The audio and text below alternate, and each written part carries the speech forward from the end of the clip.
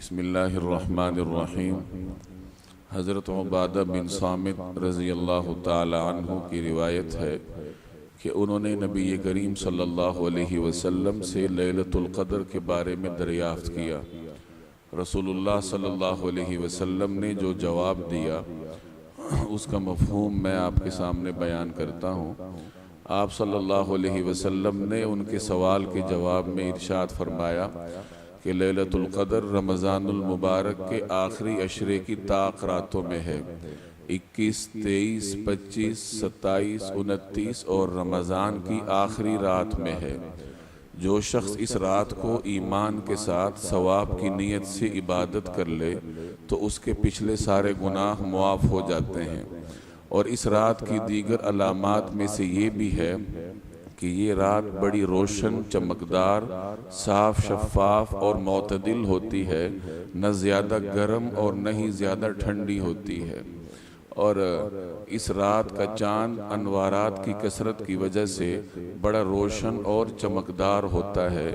اس رات شیاطین کو آسمان کے ستارے نہیں مارے جاتے۔ اور اس کی علامات میں سے یہ بھی ہے کہ اگلے دن کا سورج بے شعاع طلوع ہوتا ہے اور وہ گول ہموار ٹکیا کی طرح، جیسے 14ویں کا چاند ہوتا ہے اس کی طرح ہوتا ہے۔ اللہ تعالیٰ نے اس دن کے سورج کے ساتھ شیاطین کو طلوع ہونے سے روک رکھا ہے۔ یہ مسند احمد کی روایت ہے جس میں نبی کریم صلی اللہ علیہ وسلم نے لیلۃ القدر کے بارے میں مختلف باتیں ارشاد فرمائی ہیں۔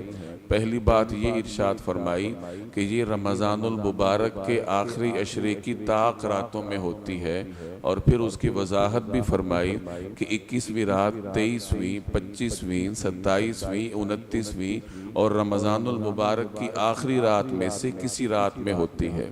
اور دوسری بات یہ ارشاد فرمائی کہ جو آدمی اس رات کو ایمان کے ساتھ ثواب کی نیت سے قیام کرتا ہے، عبادت کرتا ہے، تو اللہ تبارک و تعالی اس کے گزشتہ گناہوں کو معاف فرما دیتے ہیں۔ یہاں یہ بات قابل ذکر ہے کہ بعینہ ہی یہی بات نبی کریم صلی اللہ علیہ وسلم نے پورے رمضان کے بارے میں بھی ارشاد فرمائی ہے کہ جو شخص رمضان کے مہینے میں ایمان کے ساتھ ثواب کی نیت سے عبادت کرتا ہے، قیام کرتا ہے، تو اللہ تعالیٰ اس کے گزشتہ گناہوں کو معاف فرما دیتا ہے۔ یعنی جو اجر پورے رمضان میں قیام پر آپ صلی اللہ علیہ وسلم نے ارشاد فرمایا، وہی اجر آپ صلی اللہ علیہ وسلم نے صرف لیلۃ القدر میں قیام اور عبادت پر بھی ارشاد فرمایا۔ ایسا معلوم ہوتا ہے جیسے یہ لیلۃ القدر پورے رمضان المبارک کا خلاصہ اور نچوڑ ہے۔ آگے جا کر پھر سرکار دو عالم صلی اللہ علیہ وسلم نے لیلۃ القدر کی مختلف علامات کو بیان فرمایا کہ یہ رات بہت روشن اور چمکدار ہوتی ہے، صاف شفاف ہوتی ہے، معتدل ہوتی ہے، نہ اس میں زیادہ گرمی ہوتی ہے اور نہ ہی زیادہ ٹھنڈک ہوتی ہے، بلکہ اس میں ایک اعتدال جھلکتا ہوا محسوس ہوتا ہے۔ اور اگلے دن کا سورج بے نور طلوع ہوتا ہے، یعنی سورج کی تمازت اور تپش نہیں رہتی، بلکہ سورج 14ویں کے چاند کی طرح ایک گول ٹکیا کی طرح طلوع ہوتا ہے جس میں شعاؤں کی تمازت باقی نہیں رہتی۔ اور اس دن کی برکات میں سے یہ بھی ہے کہ اللہ تعالیٰ اس دن کے سورج کے ساتھ شیاطین کو طلوع ہونے سے روک دیتا ہے۔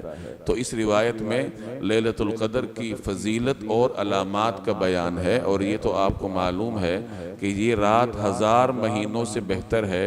امت محمدیہ کے لیے یہ اللہ تبارک و تعالیٰ کی ایک نعمت ہے کہ وہ اس ایک رات کو تلاش کر کے اس میں عبادت کر کے 83 سال یعنی 1000 مہینوں کی 1000 مہینوں کی عبادت کا ثواب حاصل کر سکتے ہیں۔ تو ابھی طاق راتیں باقی ہیں، رمضان المبارک کی آخری عشرے کے مبارک لمحات ہیں، تو ان راتوں کو فضول گپ شپ میں ضائع کرنے کے بجائے اللہ تبارک و تعالیٰ کی عبادت میں اس کا ایک ایک لمحہ صرف کرنا چاہیے۔ اللہ تبارک و تعالیٰ مجھے اور آپ کو عمل کرنے کی توفیق عطا فرمائے۔